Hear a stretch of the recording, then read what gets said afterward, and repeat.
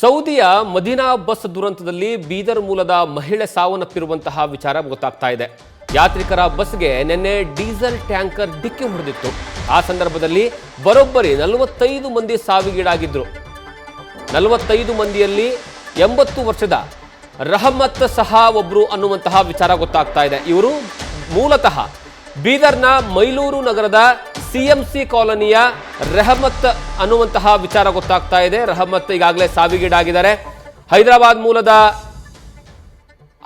ಮೂಲಕವಾಗಿ ಸೌದಿಗೆ ಪ್ರಯಾಣವನ್ನ ಬೆಳೆಸಿದ್ರು ರೆಹಮತ್.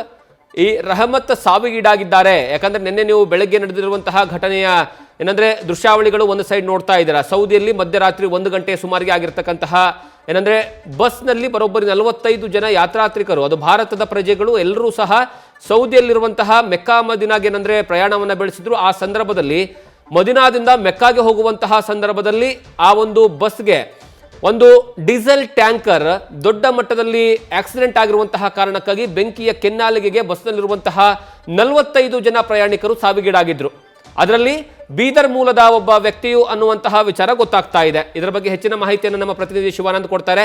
ಶಿವಾನಂದ, ಈ ಮಹಿಳೆ ಎಲ್ಲಿನವರು? ಬೀದರ್ನಲ್ಲಿರುವಂತಹ ಮಹಿಳೆ ಅಂತ ಗೊತ್ತಾಗ್ತಾ ಇದೆ. ಯಾವ ಸಂದರ್ಭದಲ್ಲಿ ಯಾವಾಗ ಪ್ರಯಾಣವನ್ನ ಬೆಳೆಸಿದ್ರು, ಯಾವ ಟ್ರಾವೆಲ್ಸ್ ಮೂಲಕವಾಗಿ ಪ್ರಯಾಣ ಬೆಳೆಸಿದ್ರು ಅಂತ ಏನಾದರೂ ಮಾಹಿತಿ ಇದೆನಾ? ಎಸ್ ಜಗದೀಶ್, ಈಗಾಗಲೇ ಏನೋ ಬೀದರ್ ಮೆಕ್ಕಾದಲ್ಲಿ ನಡೆದಂತ ಅಪಘಾತದಲ್ಲಿ 45 ಜನ ಸಾವನ್ನಪ್ಪಿದ್ರು.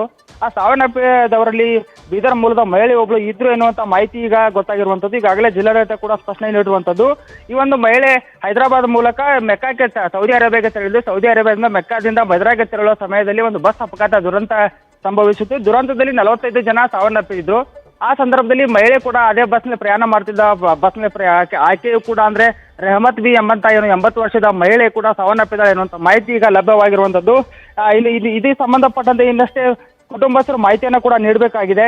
ಈಗಾಗಲೇ ಕುಟುಂಬಸ್ಥರು ಕೂಡ ಅಲ್ಲಿ ಏನೋ ನೆರವು ಮೌನ ಆಗಿದೆ ಅನ್ನುವಂತ ಮಾತು ಕೂಡ ಈಗ ಕೇಳಿ ಬರ್ತಾ ಇರುವಂತದ್ದು. ಹೀಗಾಗಿ ಆ ಮಹಿಳೆ ಸಾವನ್ನಪ್ಪಿದ್ದಕ್ಕೆ ದುರಂತ ಮೌನ ಕೂಡ ಒಂದು ಮನೆಯಲ್ಲಿ ಇರುವಂತದ್ದು. Jagadish, thank you Shivanand.